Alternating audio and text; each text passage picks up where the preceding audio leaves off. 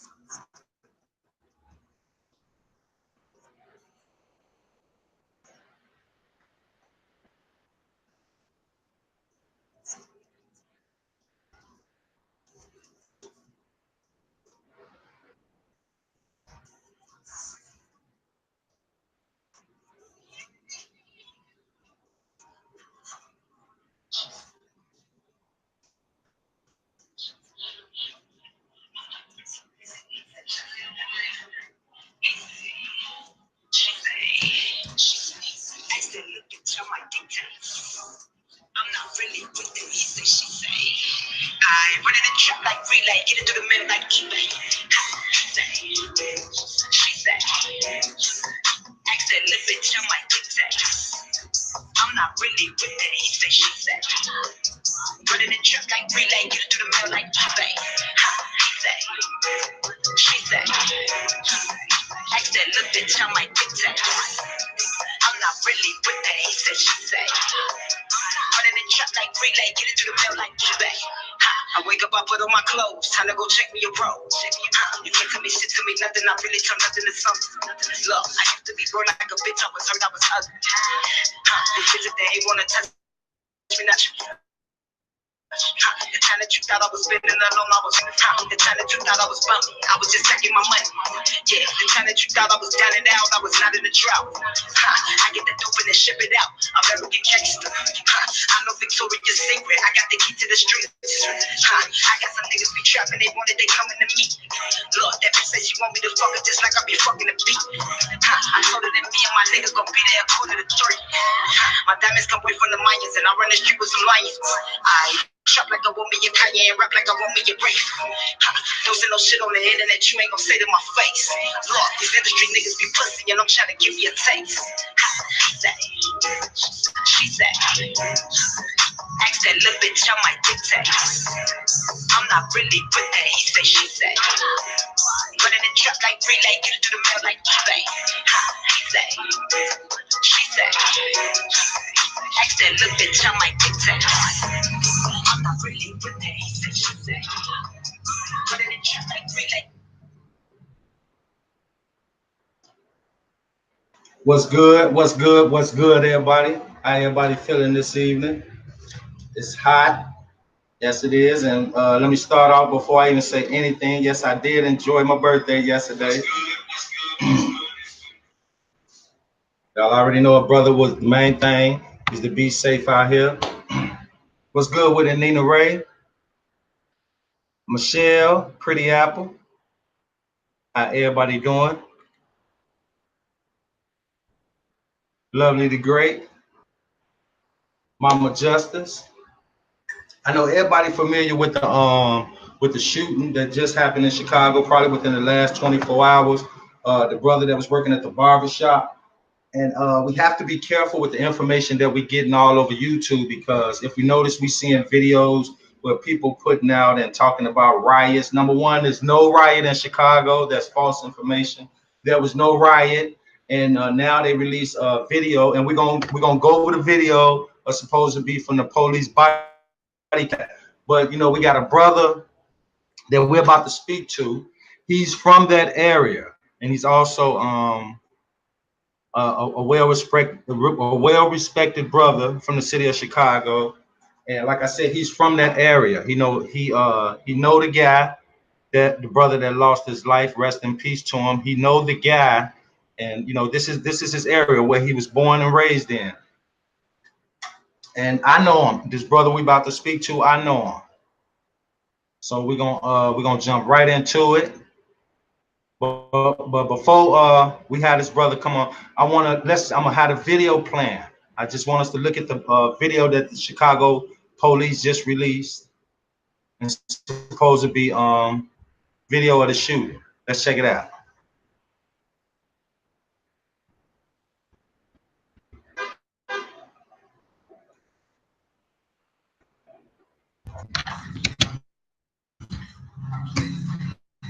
Now I'm gonna pause it for 1 second, but it's just I just broke it down to a short clip just to avoid the copyright strikes, you know, and all that. But I got the main part from when they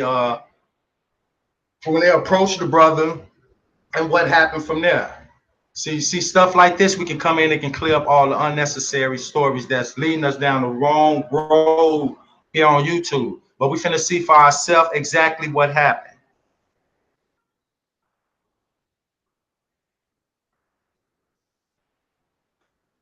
See, they're approaching the guy right there. And bam. So they showing the brother had a weapon on him. And then but he take off and run. He take off his back turn. I'm gonna play it again. I'm gonna just let it roll a few times.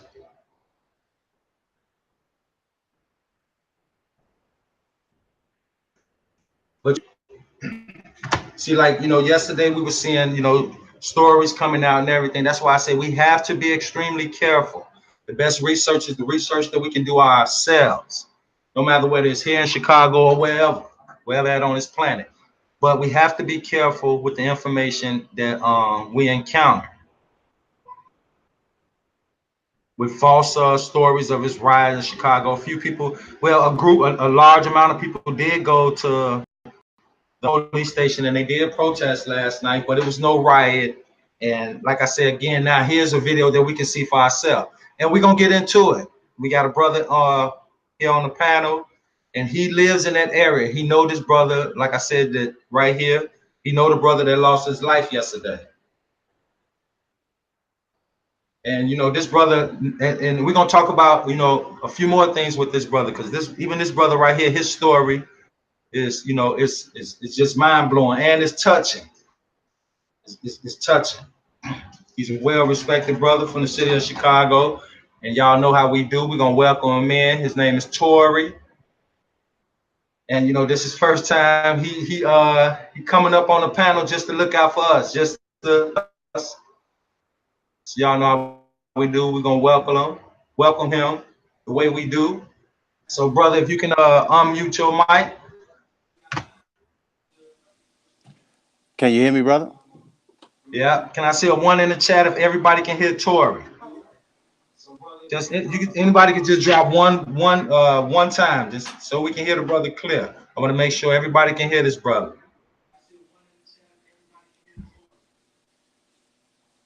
Can you hear me? Okay, yeah, okay, all right. Okay, like I said, man, what's good with it, brother Tori? How you doing? I'm good and yourself, bro. Man, I'm peaceful, man. You up on I know this your first time doing this. You up on the panel with YouTube, man. We got a strong family over here, and everything for real.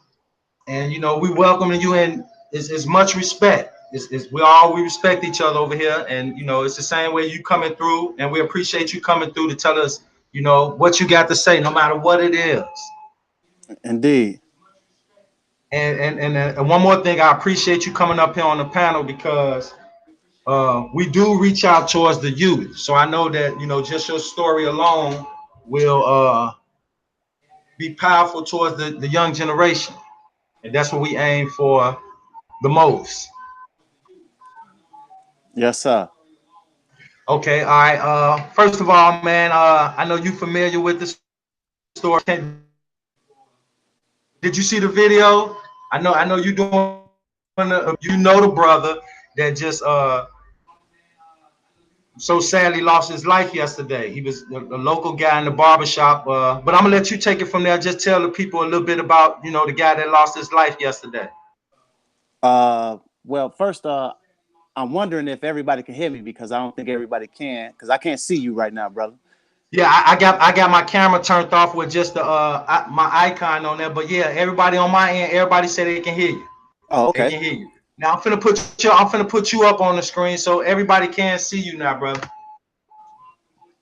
Your face probably not popping up on your screen, but mine's and everybody else, you up on the screen. Okay. All right, can you tell us a little bit about that brother that sadly lost his life yesterday to the police shooting? Okay. Well, first of all, happy belated birthday to you, brother. Oh yeah, man. Thanks, man. I appreciate that, man. Uh, the brother, like you say, he was a neighborhood guy. Everybody knew him. Worked in the local barbershop, and the brother was shot, as you can see, for having guns on him. Was he right? Was he Right. wrong? Who knows? We don't know if the young brother had conceal and carry. We don't know, what the situation was. But from what we can see, is rumors that he did have conceal and carry, but we don't know. But the fact was, the brother turned and ran. His back was to the police, and you shot this man in his back. Like, Exactly. where was the threat? He didn't reach to shoot. He didn't create no chaos. His back. That's why you guys have the police as a whole has tasers. Tase the man. What was your reason for shooting him? Now, I must say that 71st Street right now is a high crime area. Violence is every day. There's been shootings on 71st Street within this week, at least 4 to 5 different shootings. So I Yeah, can yeah, understand. yeah. I don't mean to cut you off. Tori. I just saw on the news where since Friday to now, I just saw on the 5 o'clock news, 23 people have been shot in Chicago since Friday night. Well, I know for a fact at least 3 shootings of people that I know personally right there on 71st, not by the police, but just whatever the shootings were, whether it was gang related, domestic, whatever, theirs has been shooting numerous people. A young lady was just shot in the leg. Like right now, there's a real problem in the city of Chicago that needs to be addressed, a real problem. And the answer that they're giving, violence against violence, that's not the answer. Because we're going to have, just like it was in 92, 93, where the people was literally Chicago against the police against Chicago, the street guys, and I'm a street guy. I'm going to always be a street guy. I was born and raised right there on 71st, during my madness days, my gang banging days. I was right there causing a lot of those problems that you see today. So I can't sit here and say like, oh, everybody's innocent. That's what so many people kill me, and they get on these TVs and they act innocent when they're part of the problem. At once upon a time, I was part of the problem. And now I'm here with Right. you to address the problem Right. and how we can fix the problem and talk to these youth, give them some type of guidance. It's easy to Right. talk to someone when you haven't been through it. I've been through it. I've been there. I know what these young boys is feeling. I know they feel like they have no help, nowhere to turn. And Right. that's my purpose of being here today. Okay, man, I appreciate you coming up here on the panel. Now, family, this brother up on the panel. Now, y'all just heard him say he been through it all in the streets of Chicago. Can you just touch on brother the and me and y'all know we don't sugarcoat anything over here. I told y'all in the prayer, that's where I met this brother. Both and y'all know we don't sugarcoat anything over here. We both from Chicago. Why we? But can you just tell the sentiment, the blessing, just the whole I speak.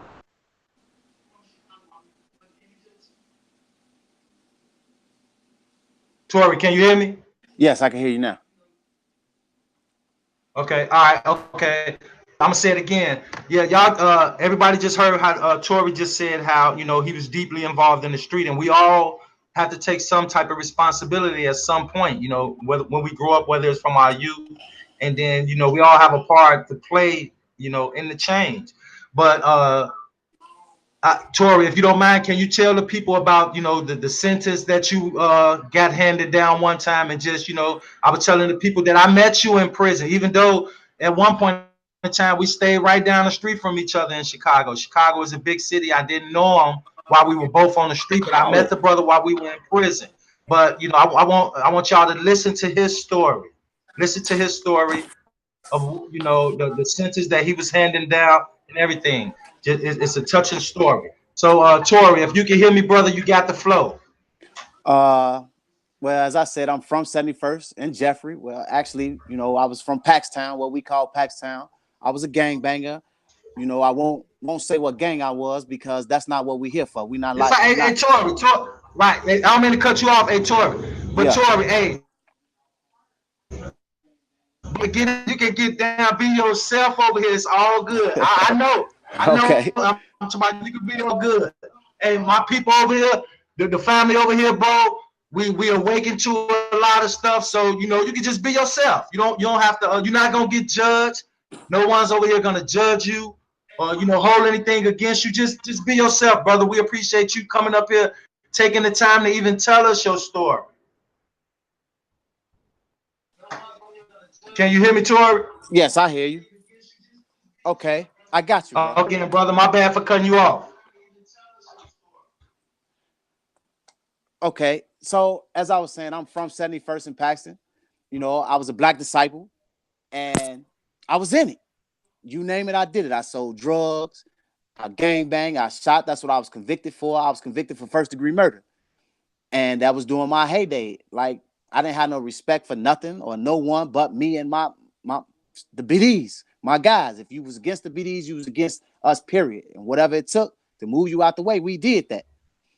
And we had no guidance. People talk about how it was structured back then and it's not structured now. There's no chiefs to guide these guys. Even when we had chiefs and structure, we still did dumb shit. Like it didn't matter. That's what we did. Didn't care what nobody else thought about us. And right there on 71st to this day, that's what's happening still. You know, and we not talking about marksmen. None of us marksmen. We ain't went to no gun range to learn how to shoot. Pull a gun out, shoot. Didn't care who gets shot. And it's the same thing. And a lot of innocent kids, elderly people are losing their lives, man. And back then, I didn't realize what I was doing to my community. But now I do as an older man. Uh, I'm not perfect. I still have certain ways about me that, that I know I shouldn't be doing. But hey, it's a life lesson. But the message I want to bring today is like, I got locked up at 18 years old. Didn't come home till I was 36. That's a long time to be away from your family and loved ones. And it's like now you got to start over in life. It's like you reborn all over again, find a job. And Chicago, they put on not just Chicago, it's everywhere. The Memphis, Tennessees, the Nashville, Tennessees, the California, Oakland, all across the world, this is what's going on. And then you have these politicians get on the news talking about we have jobs for these guys when they come home, rehabilitation. Prison is not about rehabilitation. The recidivism rate everywhere is ridiculous. People going back because there's no jobs, there's no opportunities. I'm a man with a high education. I met Marco in prison. in college. Him and I both have an array of degrees together. We come home, it's for nothing.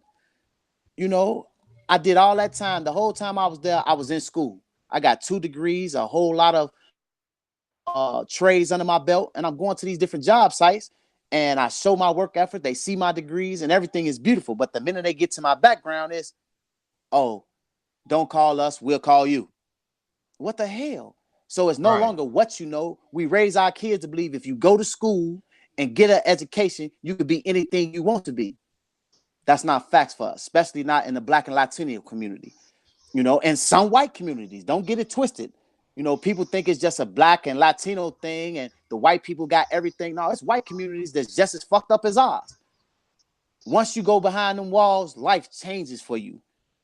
You know, that label sticks with you forever. I got another name. My name is Torian McGee. But to them people, my name is B61254, and that's going to forever be my name to those people. I've been out of prison now 7 years, and I still remember that number as if it was my own birth date or my social security number. But this is how these people label you. You got all these companies out here, you know, I'm speaking from my personal. Let me say this. I can't speak for nobody else. My personal experience. These companies like the CTA and Pepsi talking about, oh, we hire felons. You can come in. This is your second chance program. And we do this, we do that. That's bullshit. You get in these programs and they give you any job you go to, you're under the 90-day grace period. We all know this. This is where they monitor your work effort, see how you do, how well you accommodate. You know, you get adjusted to what's going on with the job. That's any job, whether you have a felony or not. You got a 90-day grace period.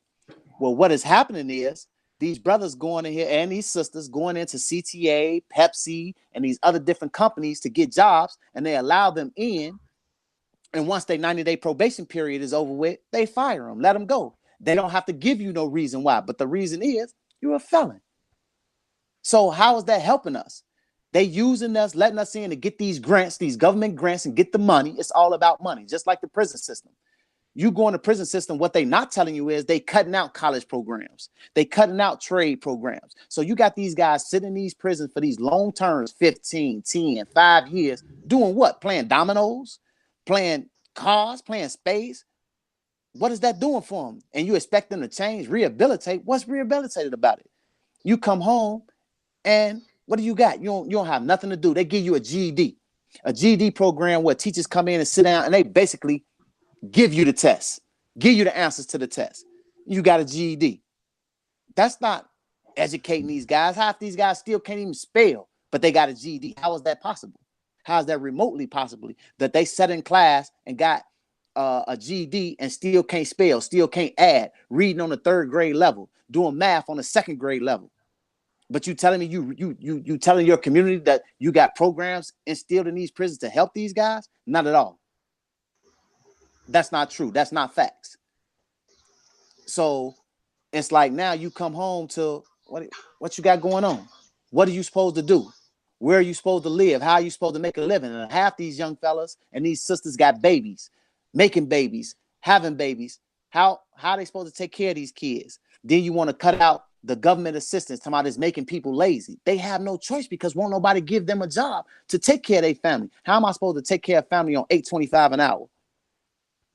No, I'm not asking nobody to give me anything. I'm going to work for it. I'm going to work hard for it to get what I need to take care of my family. But if you don't give that to me, what am I supposed to do? My only option is to go back to what I know best. I'm going to stand on this corner and slang this coke, slang this heroin, slang this weed, because I know this putting money in my pocket daily.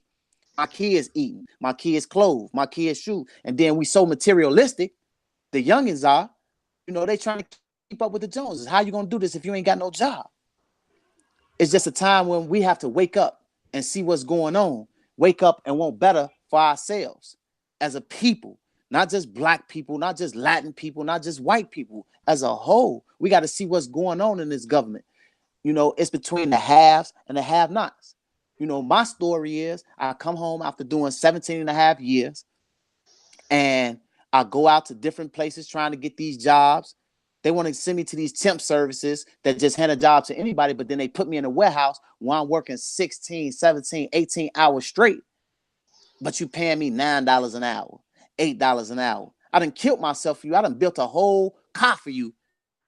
And I'm going home at the end of 2 weeks with a $200-300 check. $200-300 check. My rent in a studio apartment in the city of Chicago is $625. At the lowest, $525. So what do I have left? You know, I just went through a situation where I was basically homeless. I ain't scared to admit it. It's the truth. I was homeless because I'm trying to do it the right way. I'm not trying to be on nobody's corner selling no drugs. I'm too old for that.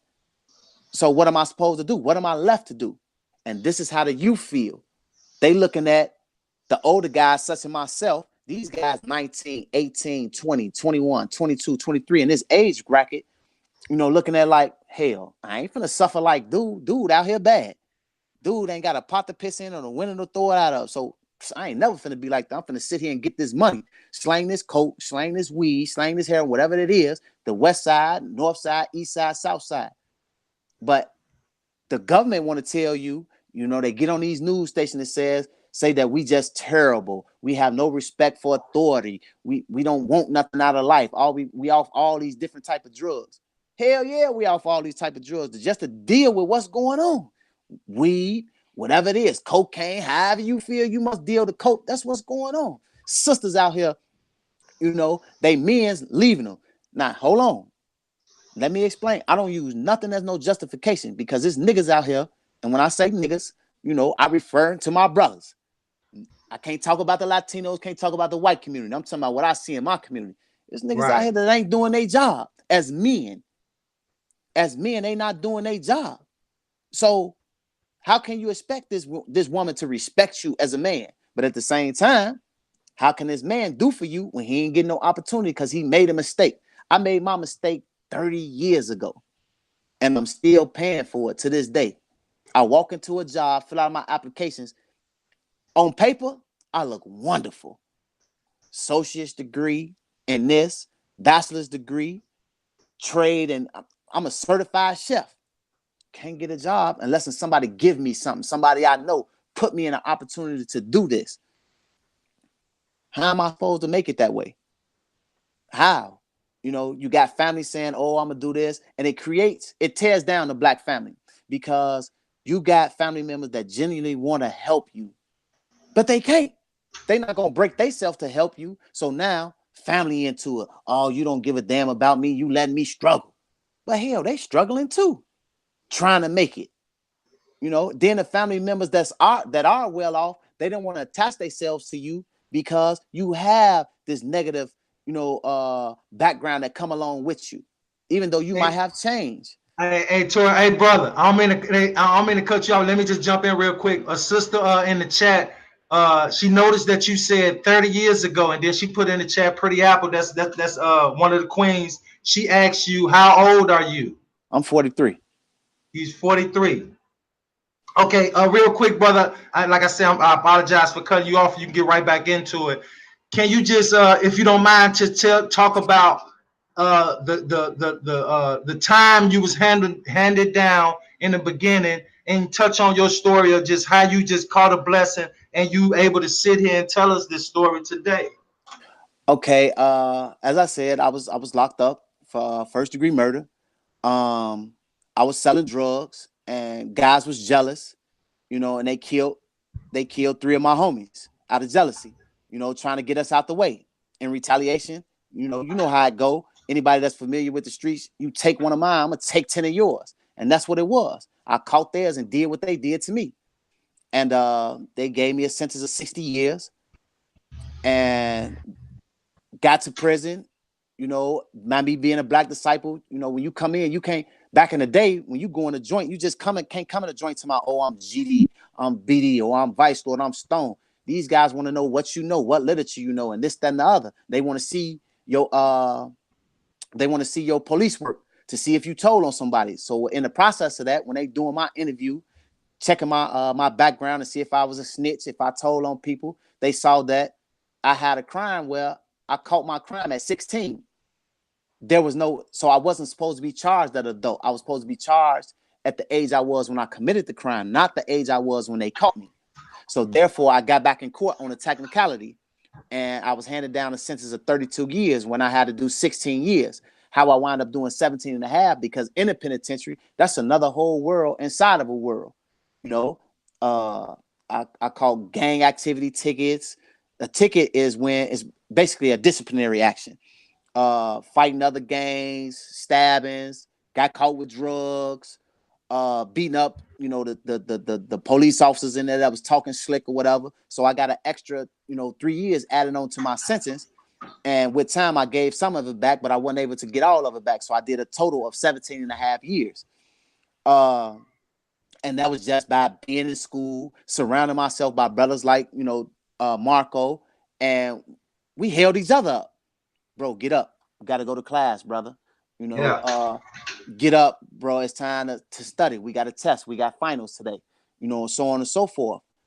And that's what I did. I spent my whole time in school, educating myself about who I am as a person, as a black man, educating myself about how to build things, because, our ancestors before us, some would say that the way to life is trades, learning how to build homes, work on cars and this, that, and the other. And others said by business, getting that money.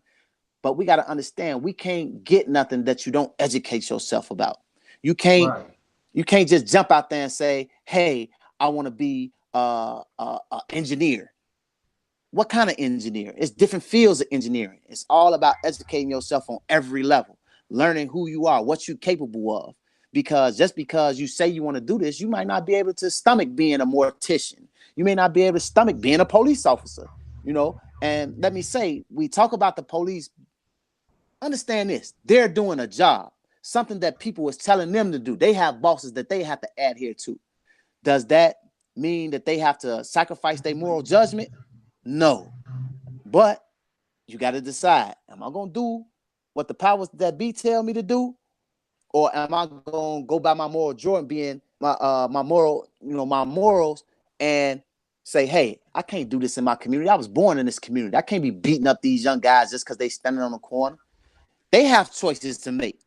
So I don't want to sit here like I'm just bashing, the police department in a whole, but they have choices just like we got choices.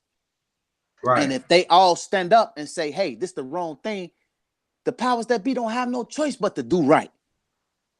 But as my story goes, I came home February 25th, 2011, and I spoke to different people telling my story. I worked different jobs, mostly cook jobs. So, like I said, I'm a chef. I love to cook.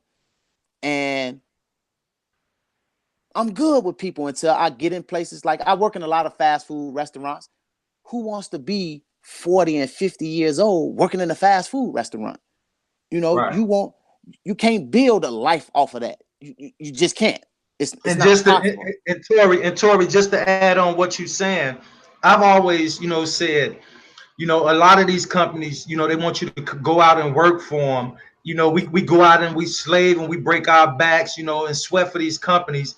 We making these people millionaires. And then most of us that's going out working for these companies, they becoming millionaires. And then at the same time, we still struggling. So while we working for these companies, they becoming rich, but we'll never reach that level. The system, the job system in the United States is set up for you to stay down. Yes. And so to speak. Yes. And to piggyback on that, like right now, I got my youngest brother. I love him to death. He's going to school to be a neurosurgeon, but he's also educating himself for what's going on in these neighborhoods. He's not just dependent on the fact that, hey, I'm going to get this education, I'm going to be a neurosurgeon. He's educating himself on what's going on in the community. He's reaching out. He's doing different things for the communities to bring us up. Right. It's hard. It's hard. Like right now, I'm 43 years old, and you got to excuse me, I'm getting a little emotional about it because... No, it's all good, bro. That's what we're about. It's all good. Be yourself, bro. We got your back. Because, bro, like, how do you, at 43, look your woman in the face, your wife, your girlfriend, whomever it may be? I've been married twice. How do you look them in the face when, the children need to eat? I have 2 children. I have my youngest baby, he's 5. He just turned 5 July 1st. My oldest boy, he's 24. And where is he right now? the penitentiary. It's an ongoing cycle. The ongoing cycle. How do you look your woman in the face when she talking about bills due? You know, what you gonna do? How you gonna pay this bill? How we gonna get here? How we gonna do that? That's hard, man. That's hard. Then you got friends that made it, that ain't never been to the penitentiary. You know, you send back, you looking at your friends that's got these great jobs and doing well in life, but they still got their struggles because we on the outside looking in. Just because everything that look good from the outside don't mean it's great. But they got their struggles. To us, it look good. That don't sit well with me. When I know I got just as much as education as they do, when I know I got just as much know-how as they do, that's a hard thing to stomach. So what you gonna do? It goes back to the old saying by Malcolm X: by any means necessary. I'm gonna eat. I'm gonna make sure my kids eat. I'm gonna make sure my family eat. Yeah, I'm not perfect. Let me get that straight forward. Yeah, I backslide sometime. I Good, go out brother. here, want to party and spend money that I know I ain't got because I was gone 20 years. So I want to live sometime. So my judgment is cloudy. You know, I can't sit here and about what's right and what's wrong without doing, a chin check on myself. Yeah, I do stupid things. I make dumb mistakes, make poor decisions. That's our downfall. That's my point of being on here, to tell you how we as people, you can't point the finger talking about the white man or the powers that be or Uncle Johnny or mama or daddy didn't do this or didn't do that. What you doing when you got the opportunity? And I done made the Right. mistakes. I get up and I be my own problem at times. I get in my own way. Pride a motherfucker. Yeah. Pride is a motherfucker. Yeah. And people that want to help me, nah, you ain't finna never be able to say that you did nothing for me. You know, a sister just told me today over the phone, I kid you not, Tori, you a smart man, but sometimes you get in your own way. Everybody needs help, baby. You got to let somebody help you. You can't put everybody in the same category. And that's what I do. I get in my own way. I get in my own way sometimes because this is the mentality that we have. We don't have the mentality of reach down and pull our brother and sister up. It's, oh, she thinks she doing something because she got the new woo woo. Or he think he owns something because now he driving or he live here. If we stop worrying so much about what the next person is doing, maybe we'd be all right. Or if we let that pride go and let somebody help. But it's easier said than done. And I'm a firm witness of that. You know, me and my brother, Marco, I love this brother like as if, he came out the same womb I did. But we done had our tips with each other about he comes in like, bro, why don't you let somebody help you? I'm good. Man, why you being so pride? Put that pride, man. Listen, dude, man, stop talking to me like that. I don't want to hear that. You good. But the main point is we still doing this with each other right now. Dog out Yeah. right now. Yeah. He's showing me a way. So I don't want nobody to think that I'm trying to sit here and place blame every way because I got my own issues. I got a high head. I got, anger management problems. Definitely know that. One of my nicknames, is short fuse because I'm quick to just spaz out. We got to stop getting in our own way. We got to stop blaming other people. But at the same time, we have to open our eyes to really what's going on if we won't change. We can talk about change all day long. We can talk until we can sit here. Everybody that's listening right now can sit here. Yeah, brother. And yeah, this brother, we need to do this. And then turn right around the same people that's talking about, yeah, we need to do this. Go right out having their cocktails, right back out selling drugs, right back out smoking their weed, popping their pills, doing whatever. We face it. It's just like in a relationship. You hear women say to each other to build each other up, girl, you ain't tired because you ain't left that nigga. I can say the same thing about us as a people. We not tired because we we ain't still got it doing this. together. We ain't got it together. We still living in the same community. We still walking around talking about what's up, folks, what's up, Lord, what up, Stone. When is it gonna change? Still calling our sisters bitches and hoes. I'm one of them. Hold on. I'm always gonna tell the truth about myself. still calling our sisters bitches and hoes, but we want them to respect us. True. Our sisters still walking around talking about this nigga ain't shit, woo, but you was just laying with his best friend. So True. as a whole, we got to first thing you got to do is take a look at self. If we don't take a look at self, we ain't gonna never get nowhere. And that's what I'm trying to deal with myself right now.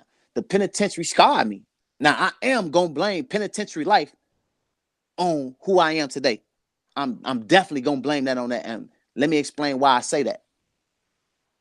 Why a lot of our friends and associates and people around us, they growing up, going to the army or whatever, that's teaching solidarity. My brother, my sister. In the penitentiary, it's every man for itself. Trust none. Literally, trust none. Every man and women that been to the joint is looking at the next person like, why you trying to be my friend? Why you trying to be so cool with me? What you got up your skills, up your sleeve? What you trying to get some commissary out of me? What you trying to get me to hook you up with my sister? It's always a negative vibe. And so when you do that for so long, it becomes like stuck in your brain. This is what everybody owns, some slick shit. And that's how I feel. Like, I don't trust nobody. I got one person in this world I trust, and that's my sister. And I got seven sisters, 6 brothers. I trust one of my sisters. I trust her with my life. That's the only person in this world I trust. Not my mama, not my daddy, not my cousin. I got a few cousins who I trust nobody. And that's fucked up. Because this is what the penitentiary instilled in me. I will blame penitentiary life, not no person, penitentiary life, for making me the way that I am. But eventually, I got to let that go. I got to let somebody in, or else I'm going to continue to be where I'm at. Mediocre. And at this point, you know, like I said, I was just homeless weeks ago. Like, for real. Homeless, you know, told my car, no car. I'm sleeping from house to house. I'm playing on women, you know, to get what I need, to get clothes, to get food, whatever. This just weeks ago. Like, literally. And I'm serious. I can't do nothing but tell the truth about myself. But it's all good, like, brother. I got to wake up and say, if you want something different, first thing you got to do is look at yourself. Second thing, you got to trust somebody. Everybody ain't out to get you. And that's what's going on with the young brothers and the young sisters out there. They think everybody out to get them. Everybody running a con, everybody running a scam, you know. You got young women out there right now, got 3-4 kids with no daddies around because he over here sticking his penis in the next girl, you know, or women out here that don't respect me in and out. I'm each his own, but I'm a firm believer. That's why so many sisters turn into other women. I really believe that. You know, if you gay, you gay. That's your business. It don't affect me. I have gay friends, male and female. You know what I'm saying? But I feel like so many of our sisters are turning to each other for comfort and aid because the guys is a no-show. Where y'all at? You call yourself a man? What makes you a man? I ain't finna beat up on my brother, but I'm telling the truth because I'm one of the dudes. You know, women tell me, I love you, this, that, and that. Yeah, I love you, shorty. I love you too. Knowing damn well I don't love this woman. I've done that. I played that part. I played that role. Just to get what I want. Just to get some sex. Just to get a couple of dollars. You know? And I'm not the only one that's doing it. It's a lot of men out here. They ain't gonna say they doing that. But women, you ain't no different. How you expect a brother to build himself up when you constantly tear him down? Nigga, fuck you. You ain't shit. You ain't doing shit for your child. He not able to. In some cases. Hold on. In some cases. Some cases, niggas just deadbeats for real. Like, for real. Deadbeats. Don't want to do shit else. Don't want to take care of their child. It takes a man to be a father. Any penis can make a baby. But at the same time, you sisters got to know who you laying down with. Because he was this before he laid down with you. He was this before y'all made this baby. You chose to look at, damn, that nigga fine. That's all you knew. Or damn, this nigga balling. That's all you cared about. So when he play you, don't look like he ain't shit, baby. He wasn't shit when you first met him. You didn't take the time to get to know him. Period. Man, brother, let me jump in and add on to you, brother. Man, you dropping some wisdom, knowledge, and wisdom, man. We appreciate it. But before we go any further, Tori, we listening to you, brother, and we want you to know that you got a family right here. Indeed. You got a family right here, bro, and everybody's showing you love in the chat. I don't know if you can see it, or maybe after the video you'll be able to go back and see it. But man, everybody, your story is touching everybody. You know, you're getting real responses. That's what it's about over here. Like I said, now you just got a new family over here. We got your back, brother. And something that you was touching on. I just want to go back a little bit when you were touching on the hood. Like, again, for people to just coming in late, this brother is from the area where this recent shooting in Chicago, where the Chicago police killed a guy, and I showed the video and I'm gonna show it again. But this brother is directly from that area. He know the guy, from being a local barber in the neighborhood.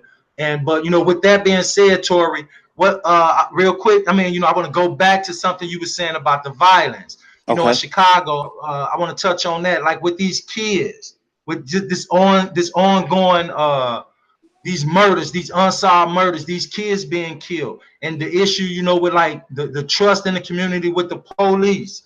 Can you touch on that, brother?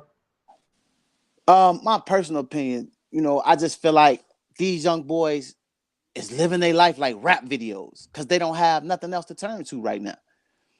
And this is what it is. It's no longer, GDs against BDs, Stones against GDs, Vice Lords of Breed. You got to, in certain places a little bit. Now it's cliques, No Limit, STL, and this clique and that clique. What the hell? And they're a mixture of gangs. And I can begin to understand it. And I'm from these areas. It's just like they feel like they got to protect themselves from each other, from territories, because they got to eat. So if I'm selling drugs over here on this particular corner, and you come over here trying to sell drugs, yeah, you trying to eat, but if you trying to eat, you taking out my pocket. And some of it just plain jealousy. But the whole thing boils down to trying to eat to feed their family. Some just trying to eat just so they can shine.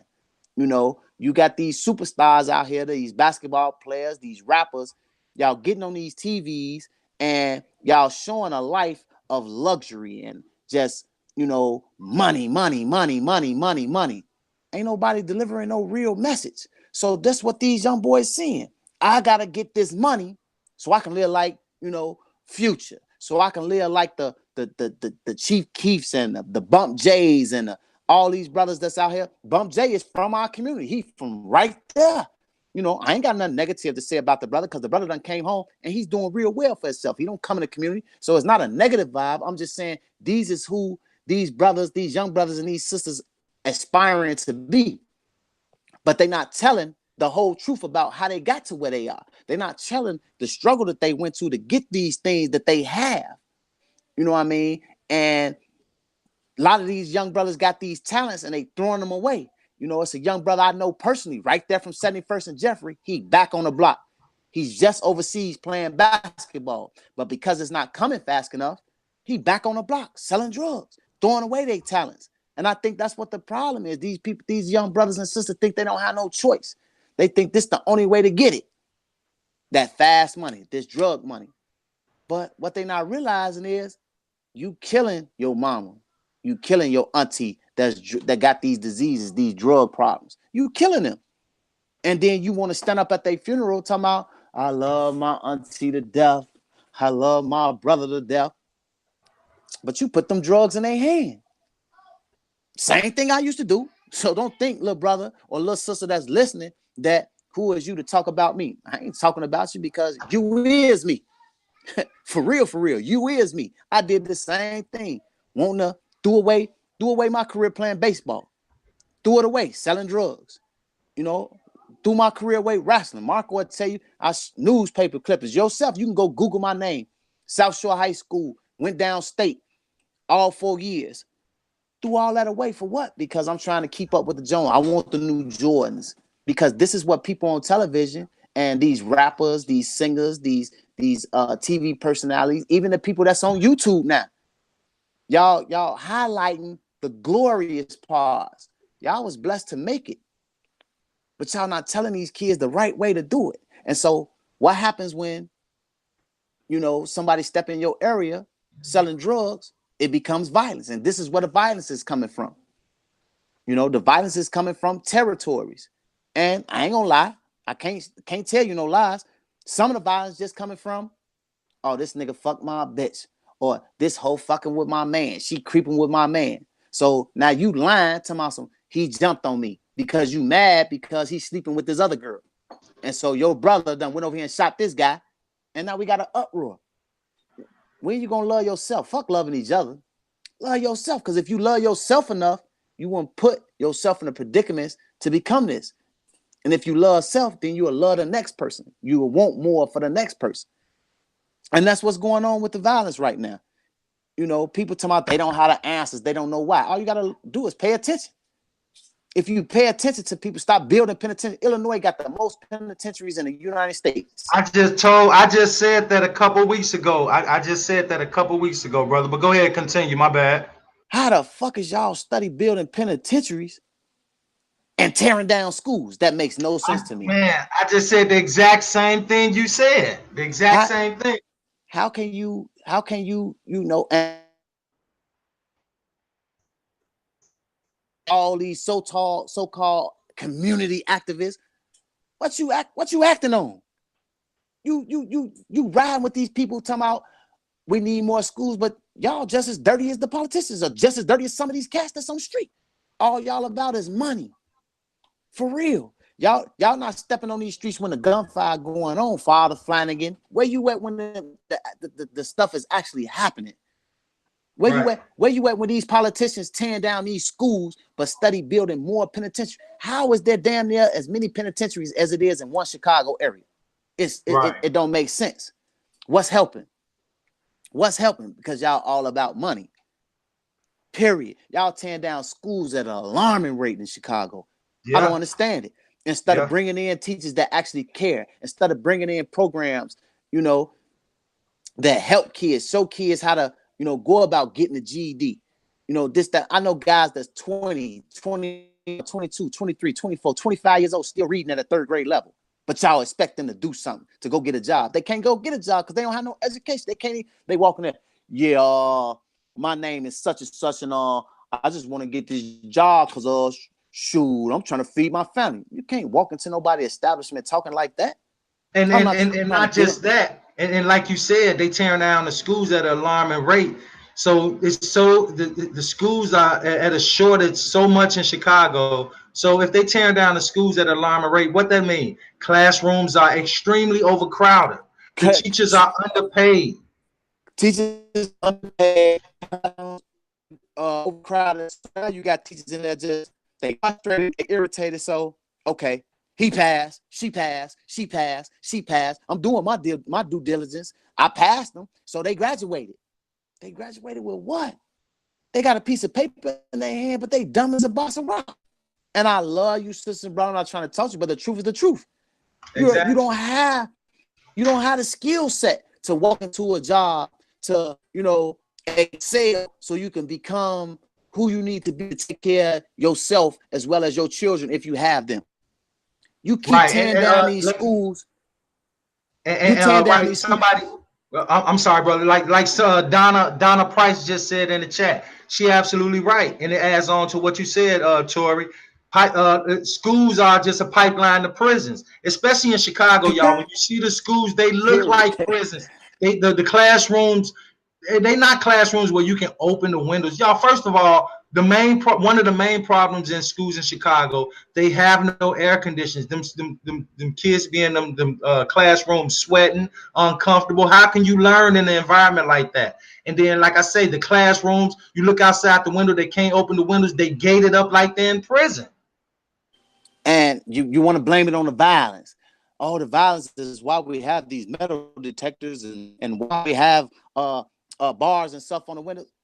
So why don't y'all see why the violence is? It just comes full circle once again.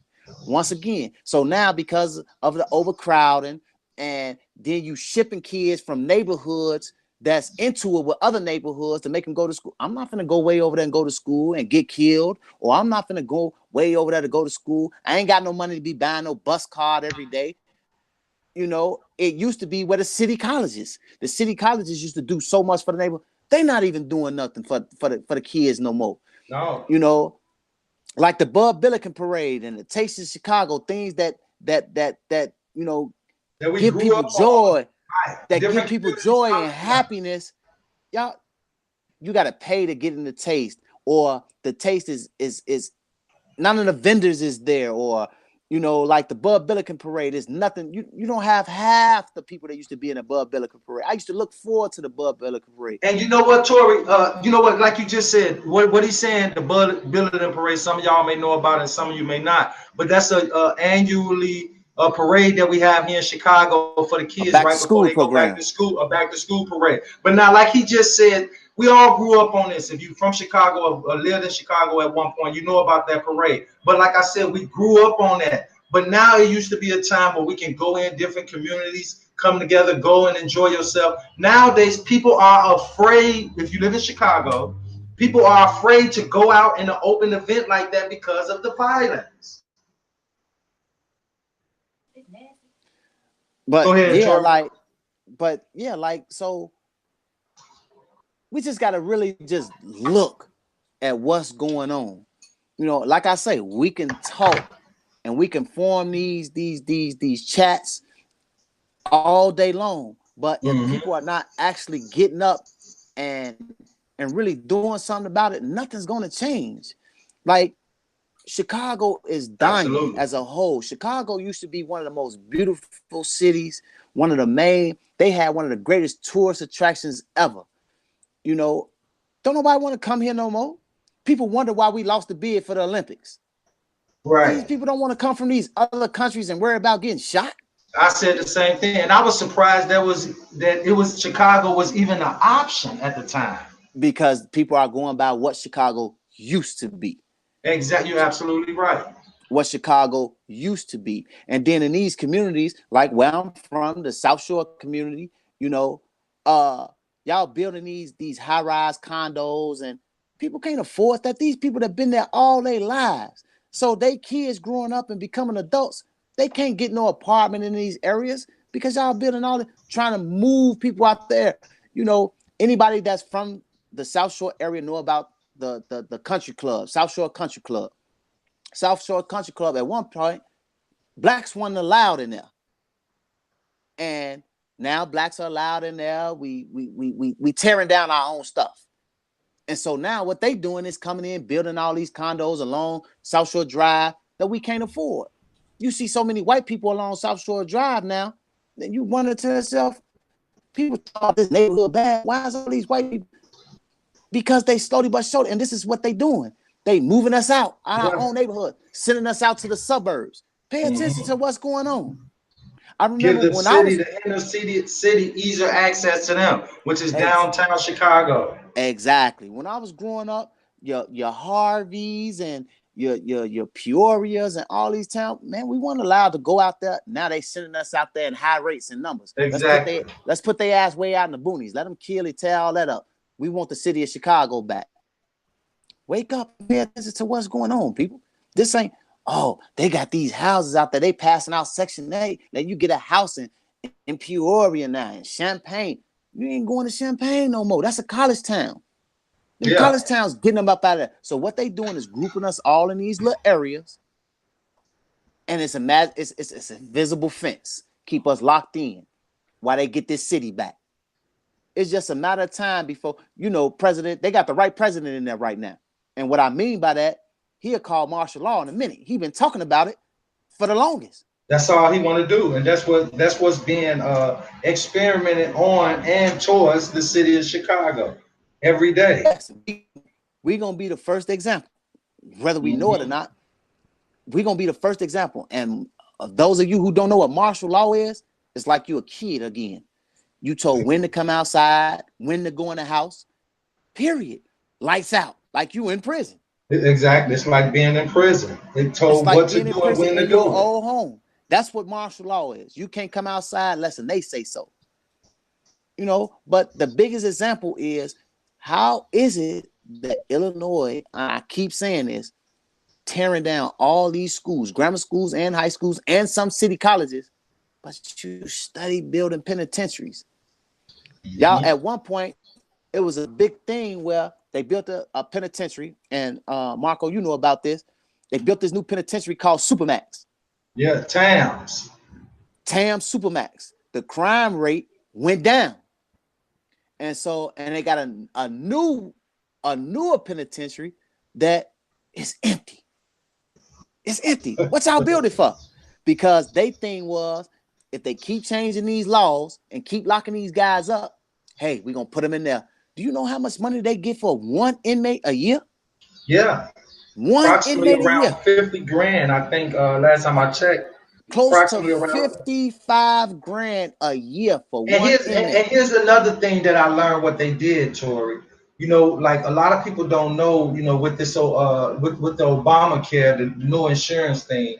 You know, when I got out of prison, and then, you know, when you go and try to get all your stuff, your IDs, and then you're doing all this paperwork, then, you know, I found out, okay, I think I was at the doctor, and then they told me that I was on insurance, an insurance that I didn't know anything about. I didn't know anything about being on this insurance. So right off the back, I'm thinking, okay, maybe somebody used my name, maybe that was it. Right, but so what they told me was that the government had insurance on me while we was in prison. I didn't know that. So listen, so let me just touch right here. So if the government have insurance on us while we're in prison, Tori, and we don't know anything about it, and you know how me and you and a few more of the guys, when we was in prisons, we weren't taking their shots. We were staying away from their hospitals much as we can. You cannot trust them, because it's just like the past incident we just went through, y'all. And y'all know, just trusting people. So if they got insurance on us and you don't know nothing about it, they can do anything. They can do anything to you and get paid off your body. I want you brothers and sisters to think about this, because I'm sure everybody has a brother, a sister, cousin, auntie, best friend, whomever that been to prison. And some of them come home and you like, man, cousin John or sister Tina or whoever, just not right in the head no more. Do you know that's where they try out all their experimental drugs? These brothers come talking about some, oh, he got ADHD and we prescribe this, and you come home, people, and you go to your family doctor or whoever, and they tell them that the drugs that you was on, well, what is that? Where were you prescribed that at? How is that possible? How is that possible? People, like, it starts with us as a whole.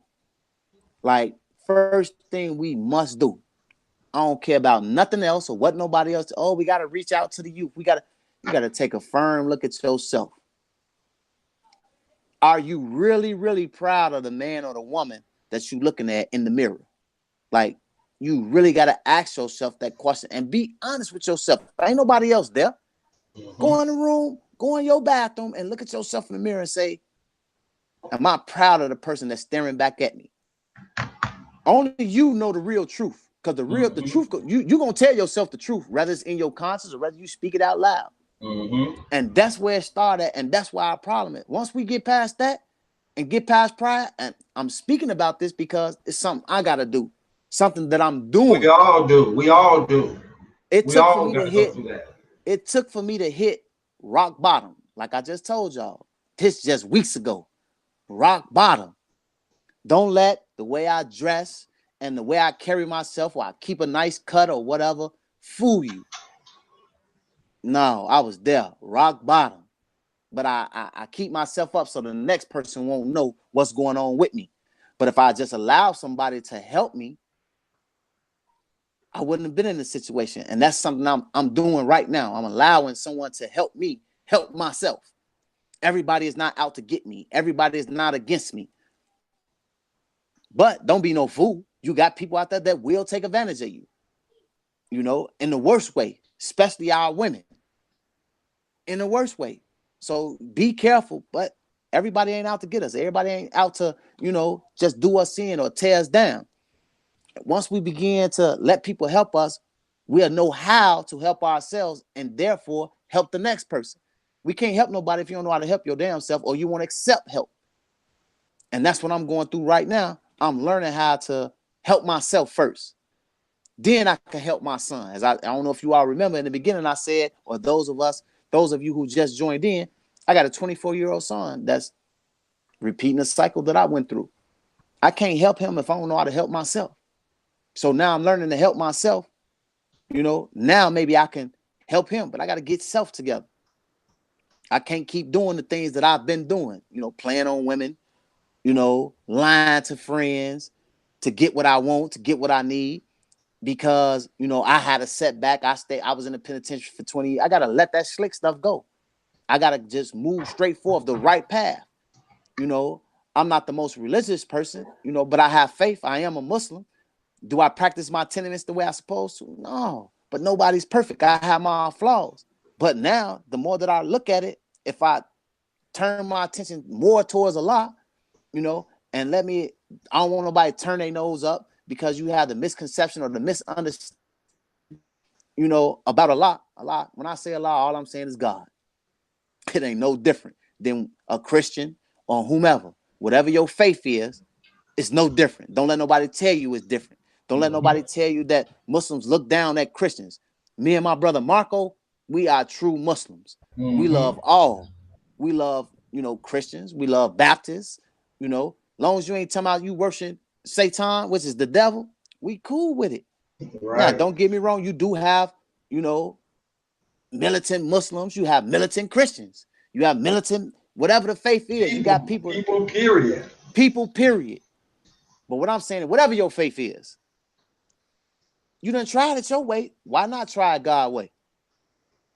I'm not saying, now because things was bad, I'm just so God. No, that ain't me. I can't front to myself because I know damn well I ain't finna be in Muslim service every Friday or on my knees doing my prayers, my salats 5 times a day like I supposed to. No, because I still got the world in me. That brother didn't bring me on here to tell y'all no stories or tell you no false truths or blow smoke up your ass. He told me to get on here and tell you what it is with me. I can only speak for me. I can't speak for the next person. No, I ain't finna sit here and act like I'm, this godly person all of a sudden now because things got bad. But shit, why not try a little bit of praying, and do things the right way? That's just what it is, man. Like that violence that's going on 71st Street, people that's from 71st that live there, y'all know this been going on every day. We done had at least 6 shootings within the past 5 days. And that's at the very least.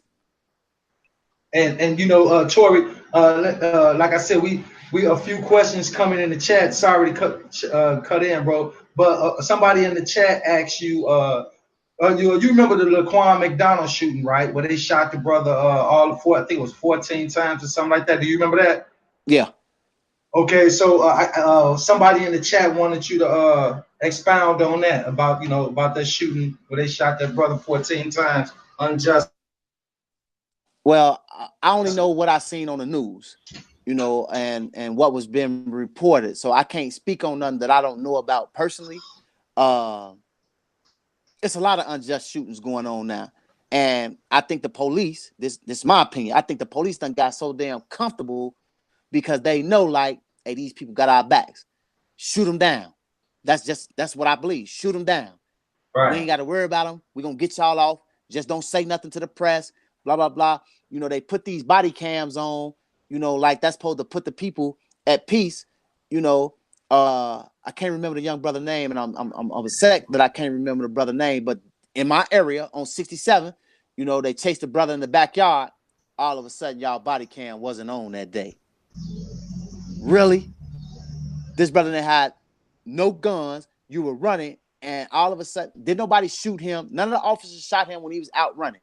He jumps over a fence, and then you hear shots just sound off. There was no gun found on the brother. There was no gun found nowhere around the area. There was no gun found in the car. So what reason did you shoot this brother? Come on now. For what reason? And it's happening a lot. See, especially with these young guys, and we can understand, even let's just take, Even like you was just saying, people gotta, when survival kick in, whether you got a job or you don't, when survival kick in, you know, sometimes people may do things that they thought that they would never do in order just to survive. So, you know, at some point we can't say what we will and will not do. But you know, one of the issues with these young guys, y'all, these guys just refusing to go to jail, so they run. They run for their life out of trying not to be arrested, and then in the process, a lot of them get killed just for running. Let me say this, and it don't make it right, but the majority of these little brothers that's out here in these streets, they ain't built like that for real. They not, but they feel like they next brother doing it, so that make me cool, that make me down, or some just, man, I gotta eat. But they not built for the consequences that come along with it. You know, I'm not saying that I'm built for the penitentiary. Like, hey, because I did 20 years, I'm built for that. I wasn't built for that shit. It was plenty of days where I done walked in this brother's cell in tears, like, bro, I'm tired of this shit. I'm ready to go home. I can't take it no more. Bro, it's almost over. We gonna make it. We gonna be cool. We gonna get up out of here. Nobody is built to be told when to eat shit and piss. You know, nobody is built for that. You know, you do that when you were a kid by your parents. Somebody telling you when you got to eat shit and piss. Ain't nobody built for that. And there's a lot of brothers in the penitentiary, whether y'all know it or not, y'all just not hearing about it, losing their lives. A lot of brothers losing their lives. The police in there beating them to death or shooting them. We just don't hear about that stuff because they sweep it under the rug. Why y'all think so many penitentiaries are going private so they can do what the hell they want to do? And they ain't got an answer to nobody. But as long as, you know, they not private, you know, they got to report some of the stuff, but they report the stuff where, you know, it's, oh, inmate attacks, prison guard, and in retaliation, you know, he was shot, this, that, and the third. That's not the truth all the time, man. It's not what y'all think it is. It's not what was being reported to society. But yeah, these young brothers ain't built for this. So yeah, they running. Police, they pull up, they doing illegal things. That don't make what they was out there doing, you know, right. But they running. But that don't make it right. You don't shoot these. It's been all the shootings lately been brothers being shot in the back. If he posed a threat to you, how you shoot him in the back 16 times? In the back. How you shoot him in the back of the head? Come on now. It makes no sense. As y'all see in this video that the brother's showing right now, the brother was shot in the back. You still with me? Yeah, I'm here. You got the flow. Go ahead, brother. Okay. No, I didn't know. It got quiet on me. As y'all saw in the video that he's showing, the brother turned and ran. The brother then reached for his gun and turned to shoot. And then they try to say, the news commentators trying to say, as he took off and run, he reached for the gun. No, you can clearly see that his hand is holding them while he run, so they don't fall. And he was shot in the back. He did not pose a threat. You're going to see the lady officer's hand right there. Before he even reached, they already pointing the gun to shoot. And that's the officer that shot him. That's the officer that shot him multiple times. Why did you have to shoot him 8 times? Why? What for what? That's overkill. Look at this video. The gun is already drawn. What is that brother doing? He's running. He's turning away, running, because he knows, like, y'all gonna see these guns and not understand. For that man to stand there, he run from y'all, y'all start trying to touch him and grab him. You know, you don't know if he got a conceal and carry. He going to his wallet. You know what I'm saying? What you were supposed to do, to my understanding, is, sir, do you have any weapons on you that we should know about?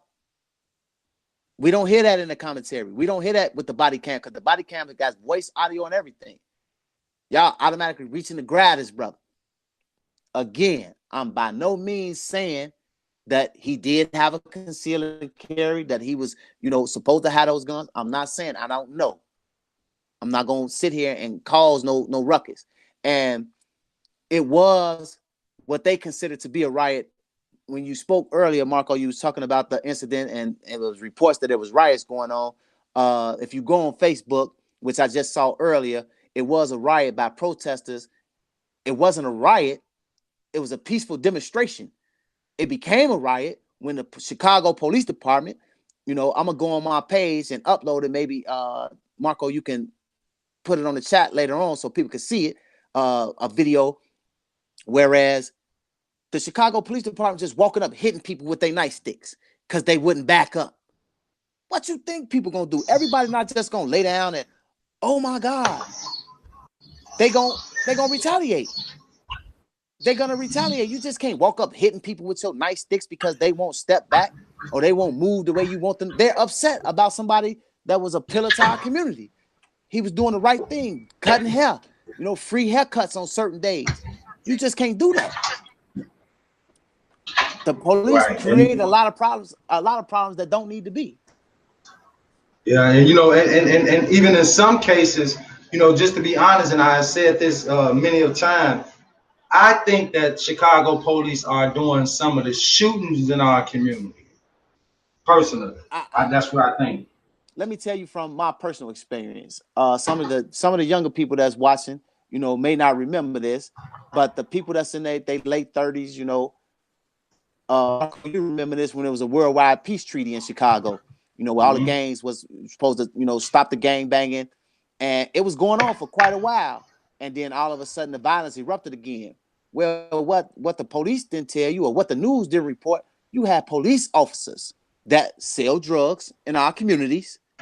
They give drugs. They take drugs from drug dealers. I know this personally. Personally, I know this. You know, take drugs from other guys and bring them to other guys to sell for them. You know, you have police officers, because there was no gang violence. You know, they couldn't do the things that they need to do to maneuver to get their drugs and all this stuff off. They came through dressed as rival gang members, man, shooting at other gang members just to kick the wars back off.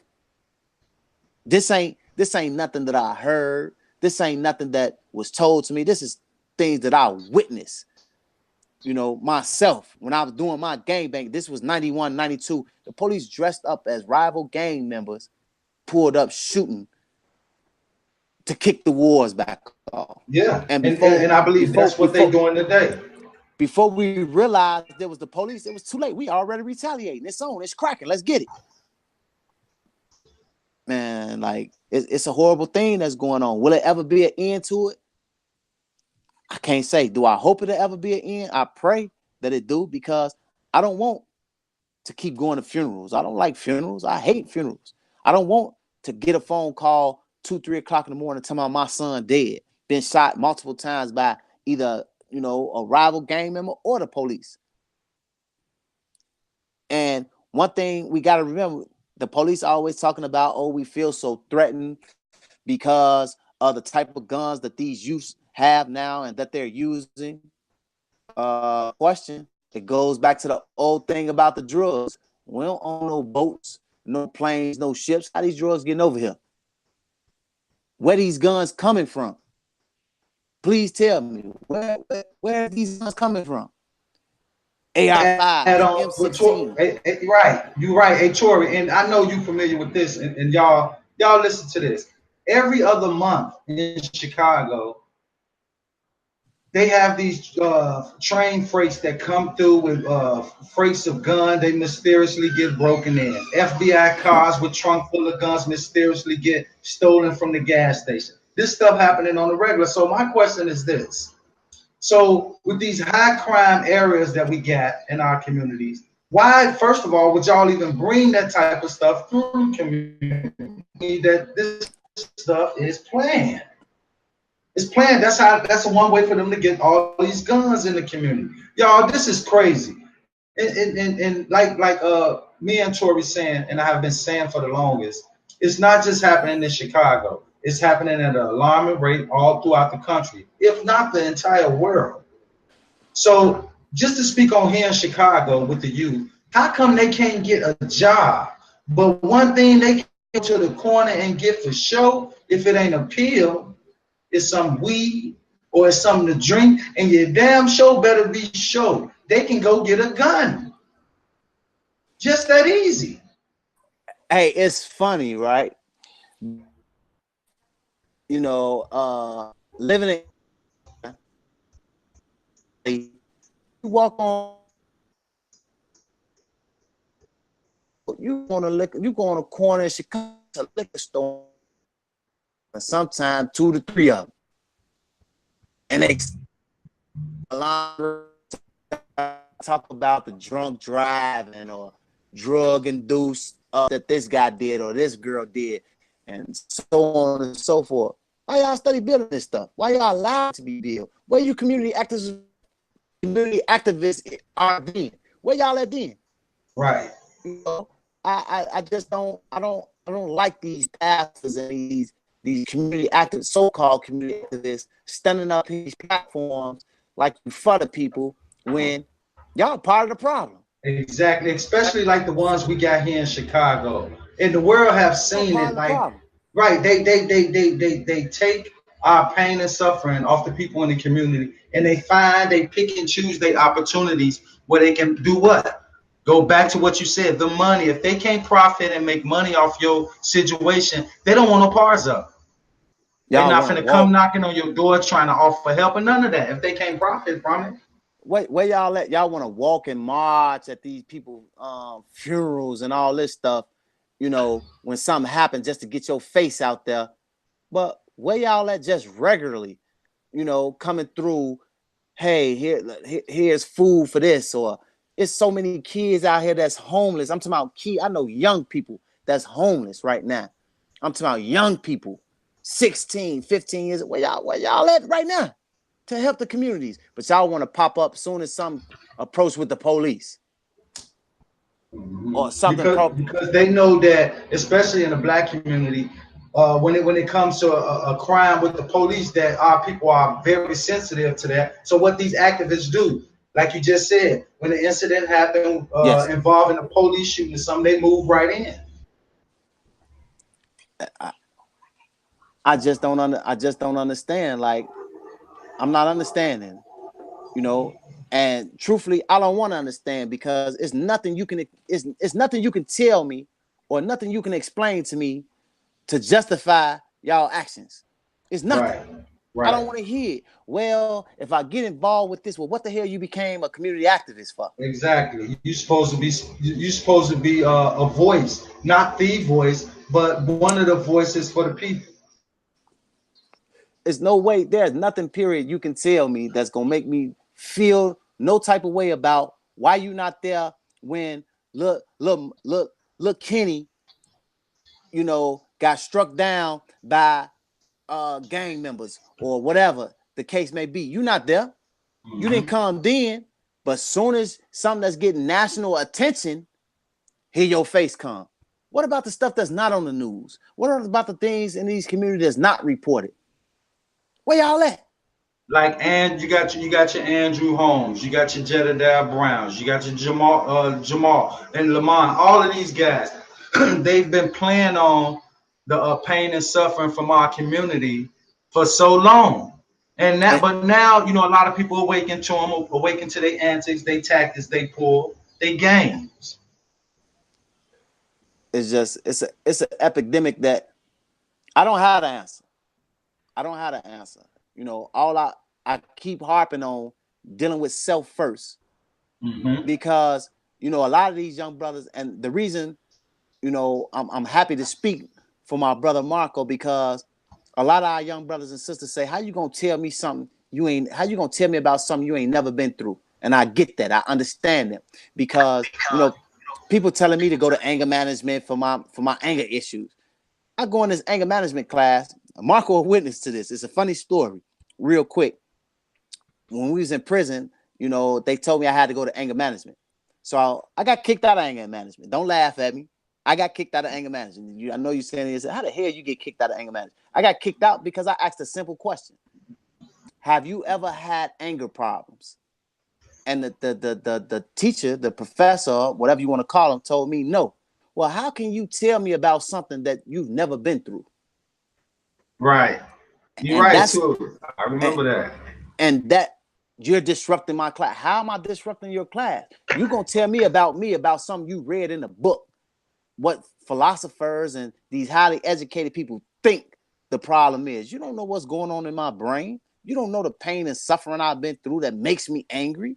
You don't know why. So how can you You can't relate to me. That's just like me telling a crackhead, you know, you don't have to do crack. You shouldn't be doing this. I don't know what you feeling. I don't know what that high feel like because I've never did it before. So how can I help you get past it? All I know is what I see from the outside. Damn, that crack got you looking bad. You know, them pills got you looking bad. But if I've never done it before, how can I speak upon it?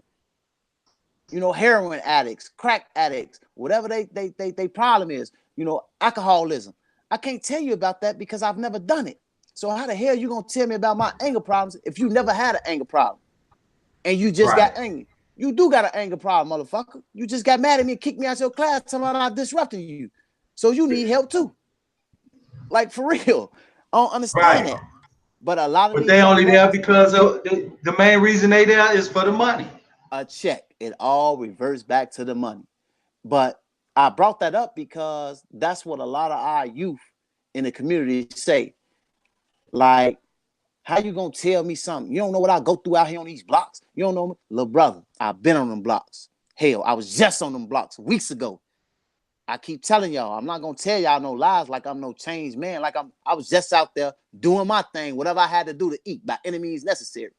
If shit get bad for me again, I'm gonna get back out there because they ain't giving me no opportunity.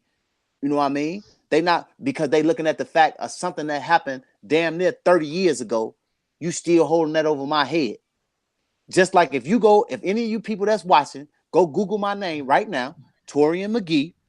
That's TORRIEN MCGEE McGee.